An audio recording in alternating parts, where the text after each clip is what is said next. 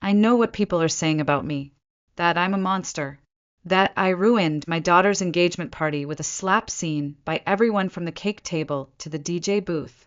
But none of those judgmental people whispering in corners, know what it's like to be a mother, a real mother, a mother who sacrificed everything to raise two daughters alone after her husband passed away and left behind nothing but debt and a half-paid mortgage. And now they think I should just sit there quietly and let my eldest daughter, Lila, treat her sister like trash? After everything I've done for them? No, I won't apologize. I won't. The engagement party was supposed to be a celebration. It was held at the Willow Creek Country Club, all white roses and champagne flutes, and string quartets in the background. Everyone was dressed to impress. Lila wore a designer dress that probably cost more than my monthly rent. And standing next to her was her fiancé, Michael, smiling like he was the one who built her success. But I knew better. I built her. I took on extra shifts, skipped meals, and begged banks to give us loans so she could go to college. I cleaned office floors at 3 a.m. and sewed her dresses by hand for every school dance. And now, when it's time for her to give something back, not even to me, but to her sister, she says no? It was just $60,000. 60,000.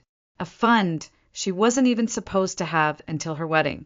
A wedding that, let's be honest, wouldn't even exist if I hadn't pushed her to stop wasting time on that musician ex of hers and find someone like Michael.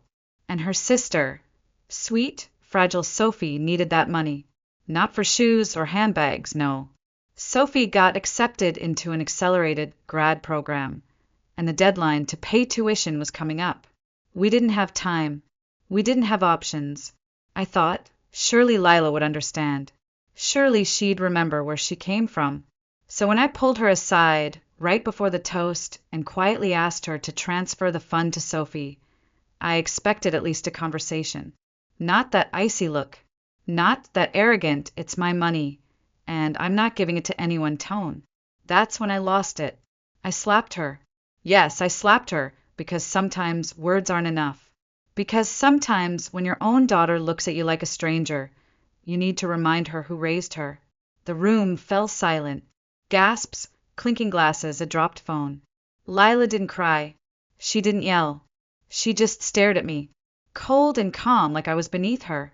Then she stepped back, brushed off her cheek, and said something I'll never forget. You just made this easy for me. What does that even mean?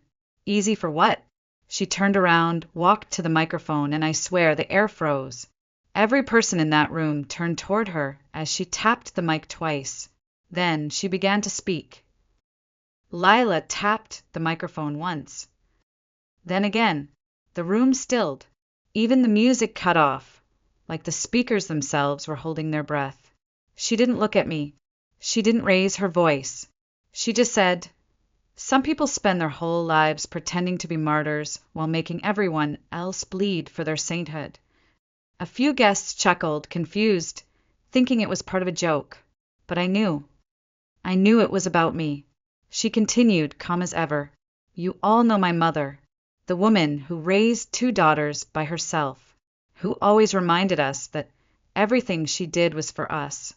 She smiled, not a warm smile, the kind that slices. She forgot to mention the price tag, because in our home, love wasn't free. It was transactional. I felt my throat close up. My hand still tingled from the slap, but it was nothing compared to the sting behind her words. I wanted to stop her, but I couldn't move. For years, Lila went on, I worked 2 jobs while going to college, even when Mom told everyone she fully funded my education. I was on scholarships, loans. Michael helped. But Mom, she took credit for all of it. I could hear people shifting in their seats now. Whispers, eyes flicking toward me. Lila turned her gaze straight at me for the first time. And it chilled me. When I got the scholarship, you said it was because of the tutoring you paid for. When I got engaged, you said it was because you guided me toward someone decent. And now, you demand $60,000 for my wedding fund to give to my sister. Sophie shrank in her seat. Poor thing. I didn't mean to drag her into this. I just wanted her to have a chance. Something stable.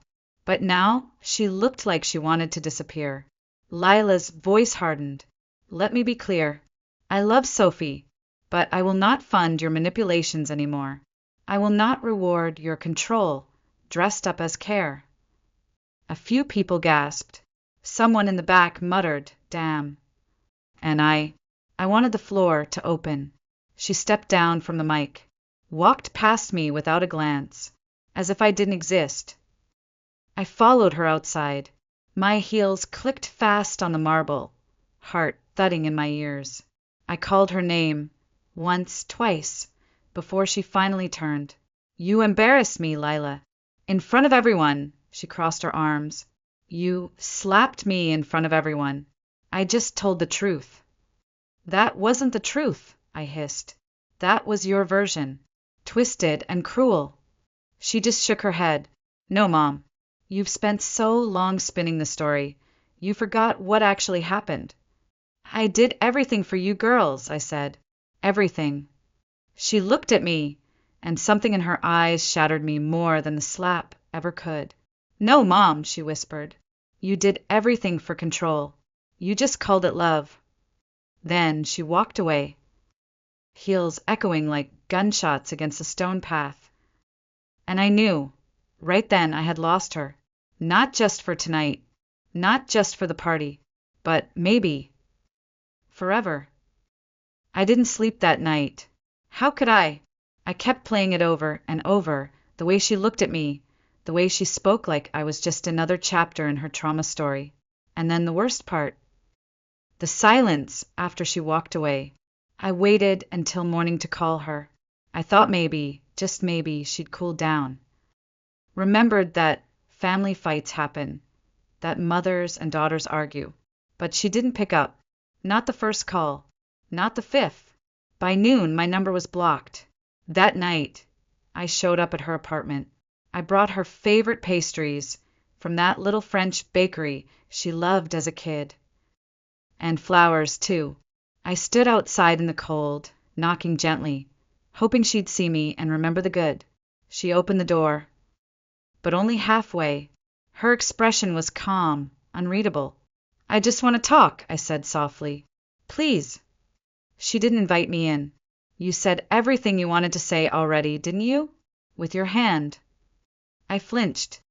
Lila, I'm your mother. You can't just shut me out like this. She folded her arms. You're right. You are my mother. But that doesn't give you a lifetime pass to humiliate me. I tried to laugh it off. Oh, come on, it was just a slap. I was upset. People say worse things when they're angry. She didn't laugh. You didn't just slap me, Mom. You tried to make my engagement party about your control. You expected me to sacrifice my future again for Sophie. And when I didn't, you punished me. Publicly. I swallowed hard. It wasn't like that, wasn't it? She snapped. You've always decided what I should do, who I should be. And when I push back, you call me ungrateful. You are ungrateful. I burst out. After everything I gave up, everything I did for you. There it is, she said, voice quiet. The price tag again. I froze. I never asked you to give up your life, she continued. You chose that, but now you're bitter. And instead of healing, you weaponize it. My throat tightened. I didn't know what to say. The words just evaporated. She leaned against the door. I've spent years walking on eggshells around your moods, rearranging my life so you wouldn't feel left behind. But this time, I'm done. I'm choosing peace. I stepped forward, panicked. So what? This is it. You're cutting me off. I'm choosing distance, she said, until you can see me as a person, not just a product of your sacrifice. The door closed gently, not slammed, just closed. I stood there, heart pounding, face burning from the cold, or maybe from shame. I wasn't sure anymore. I walked back to my car, pastries still untouched in the paper bag. For a second, I thought about throwing them away. But instead, I placed them on the passenger seat and sat in silence. I still didn't think I was the villain. Not really. I was a mother. I made mistakes, sure. But doesn't every mother? Still. Something in her voice haunted me. Not the anger, but the calm, the finality. She didn't yell. She didn't cry. She just walked away. And somehow, that broke me more than anything else could have. The next weekend, I attended my cousin's birthday brunch, not because I cared for the quiche or the mimosas, but because I needed someone, anyone, to tell me I wasn't crazy. They were all there. Aunt Marlene, Uncle Greg, even Lila's godmother, Carol, the one who used to call me the strongest woman she knew. I sat at the table, smiling tight, waiting for someone to bring it up. They didn't, so I did. Did you all hear what Lila did? I said, light-hearted, like it was gossip instead of heartbreak. Blocked me, after everything I've done for her. All because I asked her to help her sister. Can you believe that? The table went still. Greg looked down at his eggs. Marlene stirred her coffee, like it owed her answers. Carol glanced up, eyes sharp, unreadable. She said you slapped her, Carol said slowly. I blinked. Well, yes. But only because she pushed me so far. She humiliated me in front of all those people. She made me look like a fool.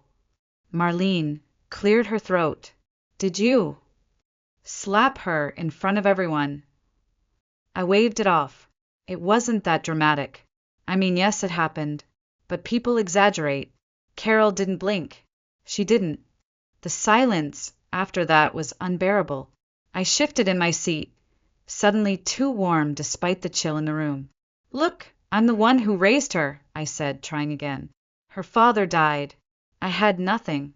I held that whole house together with my bare hands. I worked double shifts, sold jewelry, gave up my life so they could have theirs. And this is how she repays me.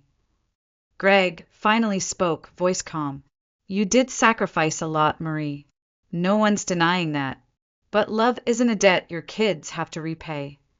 I stared at him. So I should just stand by while one daughter has everything and the other gets nothing? Carol leaned in. Or maybe. You should have asked without demanding. Listened instead of assuming. Let her be an adult making her own decisions. I swallowed. She called me controlling. You are, Marlene said softly. You always were. But we thought you'd grow out of it. My chest tightened. You're all taking her side? No one's picking sides, Carol said. We're just not ignoring the damage anymore. I stood up, heart pounding. I came here for support, not to be ambushed. Carol's voice didn't rise. It didn't need to. Maybe you came here for validation. Not the truth. I left. I didn't even wait for the check. Stormed out, heels clicking hard on the sidewalk, muttering curses under my breath. Ungrateful. All of them. But even as I sat in my car, door slammed shut, engine cold. The words replayed, not ignoring the damage anymore. Love isn't a debt. You always were controlling. I clenched the steering wheel, trying to shake it off. But the truth has a way of sticking. Even when you don't want to hear it. I didn't cry. I didn't scream. I just sat there, for almost an hour, watching people laugh through the glass, toast over their empty plates, like nothing had happened. And for the first time, I wondered if I had pushed everyone too far. But no. I was the mother. I had given everything. If anyone should be begging for forgiveness, it was them, right? 3 weeks passed, and still no message, no call, no knock on the door. My apartment felt colder than usual, like silence had settled into the walls and refused to leave.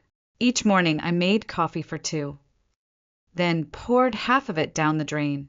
Every time the doorbell rang, my heart leapt, only to crash moments later. I did something I never thought I would. I checked social media, Facebook, Instagram, even LinkedIn. Lila was silent. Nothing. Just one photo from Sophie, posted a few days ago. It showed the two of them, arms wrapped around each other, standing on the balcony of Lila's apartment.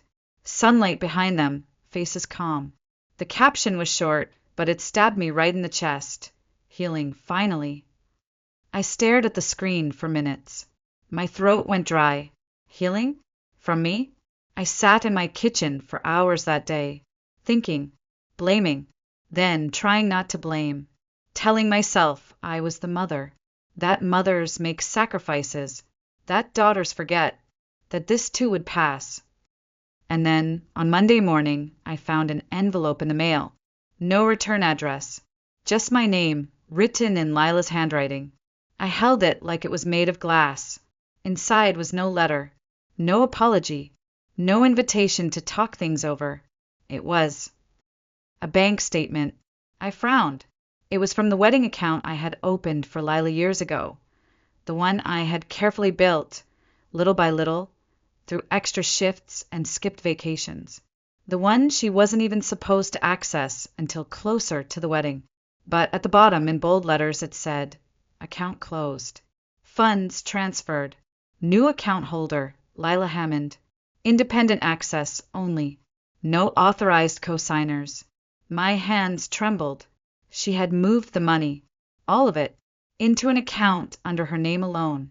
I had no more access, no more control, no more say. And tucked beneath the statement was a small handwritten note. Just one line. Love isn't a contract, Mom. It's not something I owe you. The paper slipped from my fingers, floated gently to the floor like a final verdict. I didn't scream. I didn't cry. I just sat there, staring at it. That one line hit harder than any slap ever could. She hadn't just taken the money. She'd taken her voice back, her power, her boundaries, and she made it clear I was no longer part of that equation. I always thought I was the strong one, the backbone of the family, the one who kept everything from falling apart. But maybe I was the weight pulling it all down. Still, even now, a part of me refuses to believe I'm the villain. I'm the mother. I did what I had to do. I gave up everything. If she can't see that, then maybe she never will. Maybe this was her way of saying goodbye, not with words, but with silence.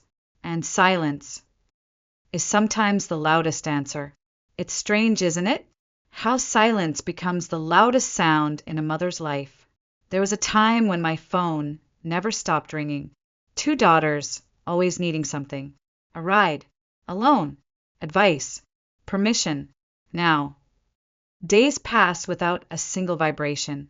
Just the sound of the fridge humming and the occasional car outside. People always say time heals, that eventually the anger fades and families come back together. But what if the distance becomes comfortable? What if they never need you again?